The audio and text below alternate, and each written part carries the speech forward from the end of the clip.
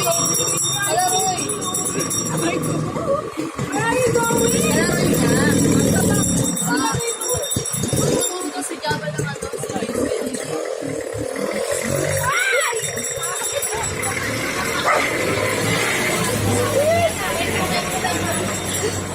Talog mo lang.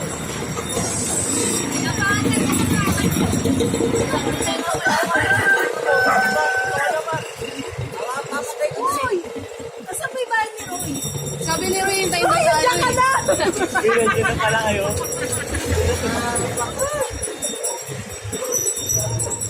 Diyan ka na. Sila Java, ma. Tara na. Anong kanto nga? Mamaya, ano ko? Si Jovelyn, sabi mo nandun na.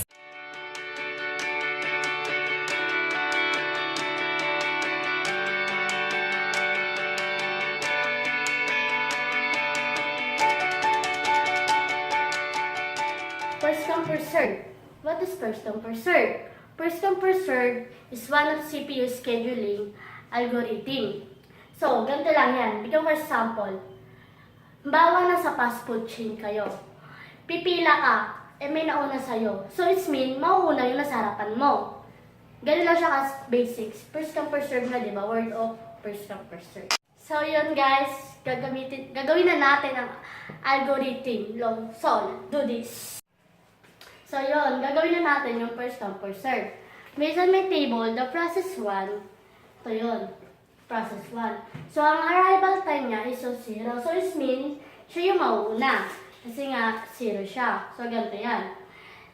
Ang process 1, ang arrival niya is 0. Ganito.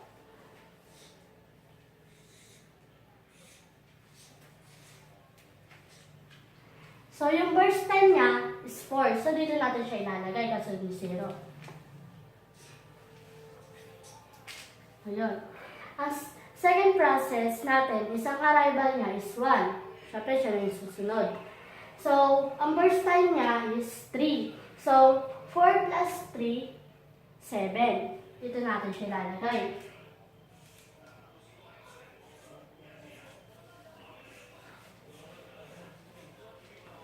So, next, sa process 3, ang arrival time niya is 2. So, burst time niya is 1. 7 plus 1 equal 8.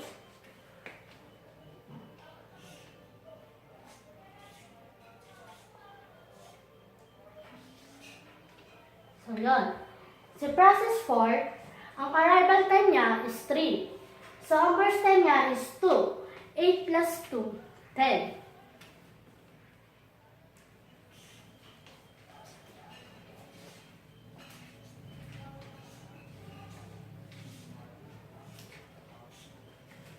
Ayun. Si process 5, ang arrival time niya is 4. Si burst time ng process 5 is 5. So, 10 plus 5 equal 15.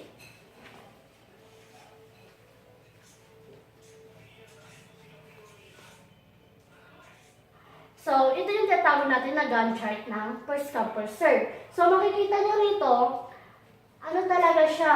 First come, first serve, nauna talaga si 1, 2, 5. Kasi, yung nakabase tayo sa arrival time niya.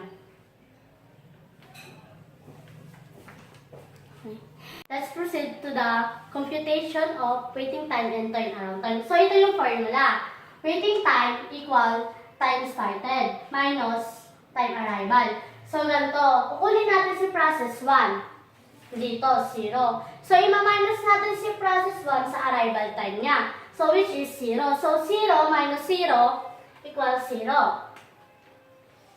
So, lalagay natin dyan sa waiting time. Then, si process 2, nandito siya, which is 4. So, ima-minus natin yung arrival time ni process 2 kay arrival 1. So, 4 minus 1 equal 3. So, lalagay natin siya dito. So, next kay process 3, ang process niya is, ito kay process 3, 7. So, ang arrival time niya is 2. So, 7 minus 2 equal 5. So, dito din natin siya lalagay. So, kay process 4, 8 siya. So, process 4 kasi 8. Tapos, yung arrival time niya is 3. So, 8 minus 3, 5. So, yun. Kay process 5, 10. Which is 10. So, ang arrival time niya is 4. So, 5 minus 10 equals 6. So, gagawin natin dito kay waiting time, i-add natin siya lahat. So, 0 plus 3 plus 5 plus 5 plus 6 equivalent of 19. Ito yung average ng waiting time.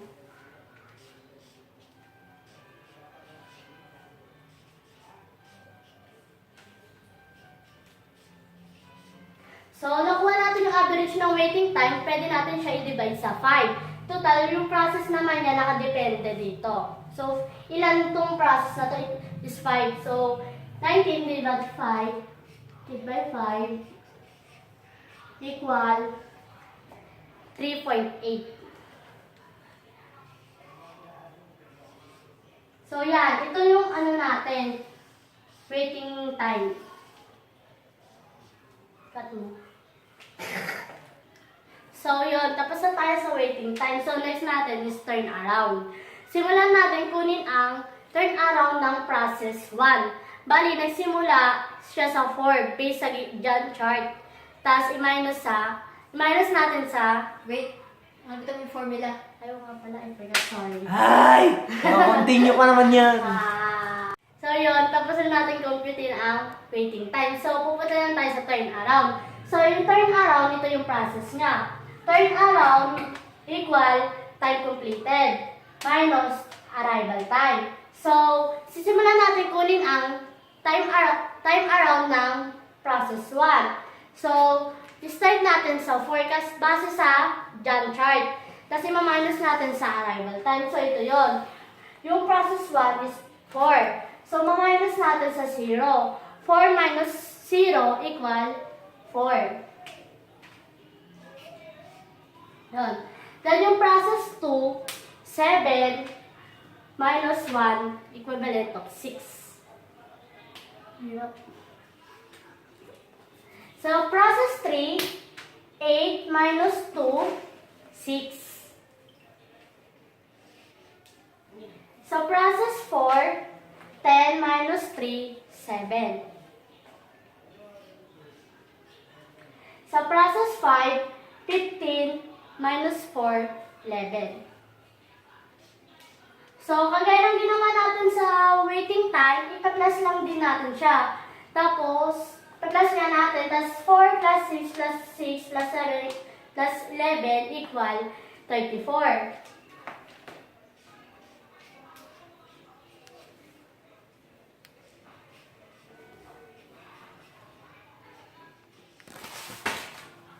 Tapos, divide din natin siya kung ilan yung process na ginamit. So, process 5, hanggang process 5 lang din. So, i-divide natin siya sa 5. 34 divided by 5 equal 6.8. At dyan po nagtatapos ang ating first come, first serve. Thank you.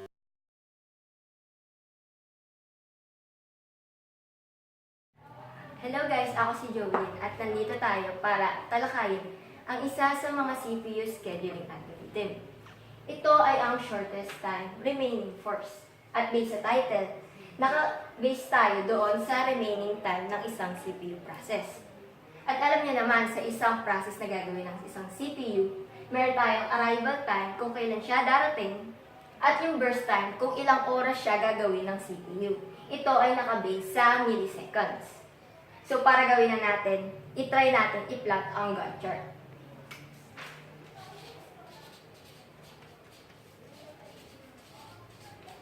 Sa lahat ng CPU, nagsisimula tayo sa 0 milliseconds. At syempre, para malaman natin kung ano ang unang process na gagawin, dapat tignan muna natin ang ready queue o yung mga process na pwede na natin gawin. So since 0 ms, ang unang darating is si process 1 na merong is 7 burst time. So, sa unang gagawin natin is si process 1 sa 1 ms. Ang susunod naman na darating kapag umating na ang 1 milliseconds is si process 2 na may burst time na 5. At since kanina nagamit natin si process 1, naging 6 na, ang base natin is yung shortest time remaining. At kung titignan natin ang process 1 at process 2, mas maikli ang burst time ni process 2. Kaya uunahin muna natin siya bago yung process 1. So sa 2 milliseconds, ang susunod na gagawin natin is si process 2. Kasi si process 2 ay may 5 burst time, samantalang si process 1 meron pang 6 remaining time. So since nagawa na natin siya, buwasan na natin. Next, sa 2 milliseconds, darating na si process 2. So dito na siya sa ready queue. At meron siyang 3 burst time. At kung titignan natin between process 1, process 2, and process 3, mas maikli si process 3. So, uunahin natin siya. So, sa 3 milliseconds, ang mauuna is si process 3.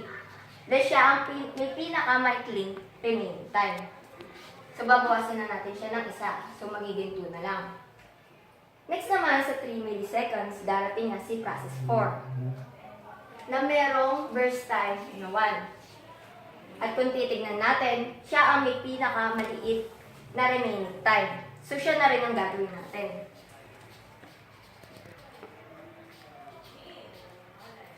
Dahil yan, tapos na siya. Next naman, pagdating ng 4 milliseconds, darating na si process 5 na may remaining time na 2. At kung titignan natin si process 1, process 2, process 3, and process 5, mas uunahin natin si process 3. Kasi siya yung unang dumating, tapos siya ang may pinakamalit na remaining time. So, magiging 1. Dito na siya.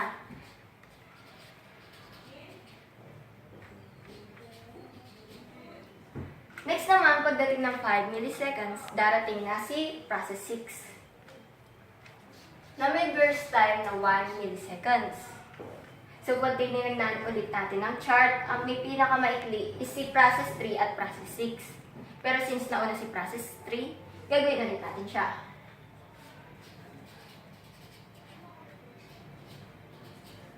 Bali dyan, natapos na si process 3. Next naman, wala nang darating, wala na tayong hinihintay sa ready queue kasi lahat ng processes dumating na. So, doon na tayo naka-base sa pinakamakonting process time. So, sa mga processes na to, ang pinakamaikli is si process 6, then si process 5, then si process 2, at lastly, si process 1. So, ang susunod sa 6 milliseconds is si process 6 na may 1 milliseconds. So, i-add natin si 6 plus 1 is 7 na siya.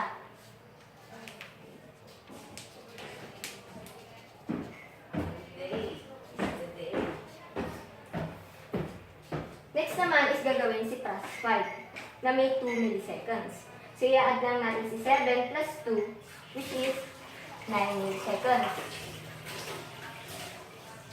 Dahil dyan, tapos si process 5 at process 6. Next naman, ang pinakamaikli na is si process 2. So, 4 milliseconds. So, 9 plus 4 is equal to 13.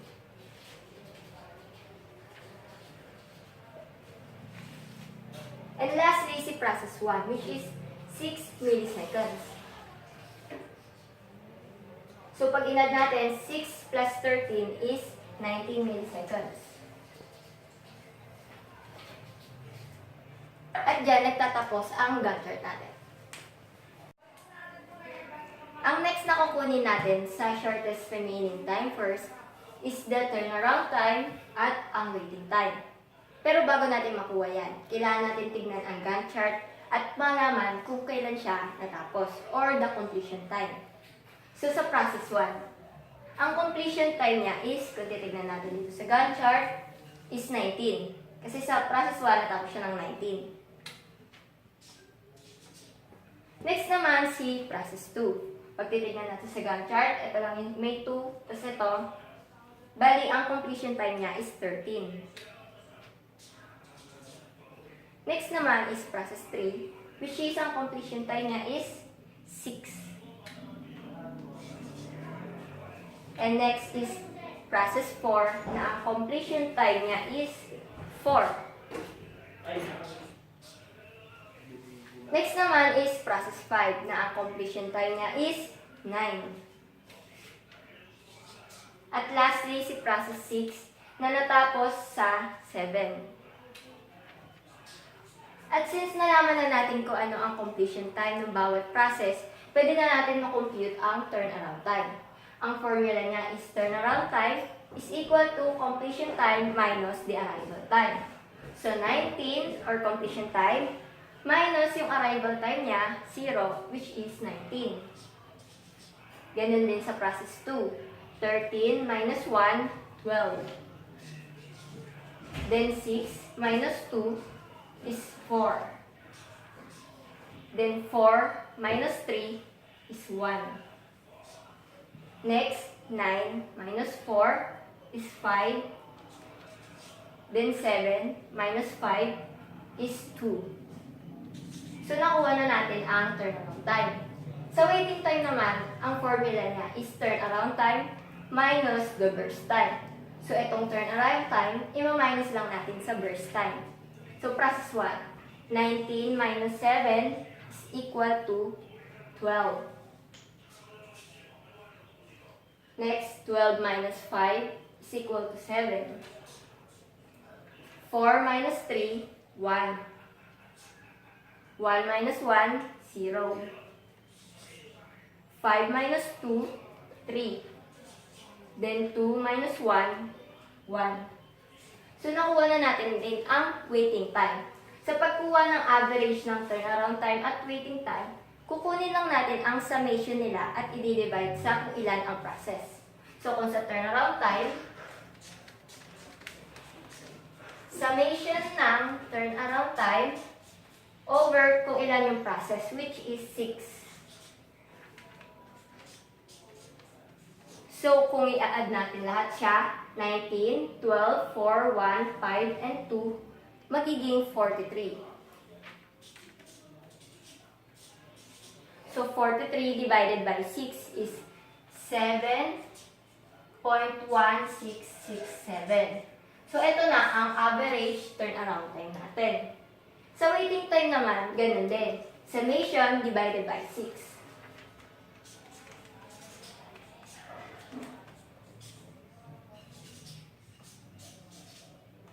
So, kung i-add natin siya, 12 plus 7 plus 1 plus 3 plus 1 is equal to 24.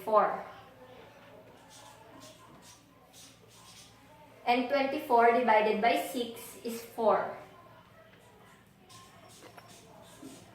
So, ang average waiting time natin is 4.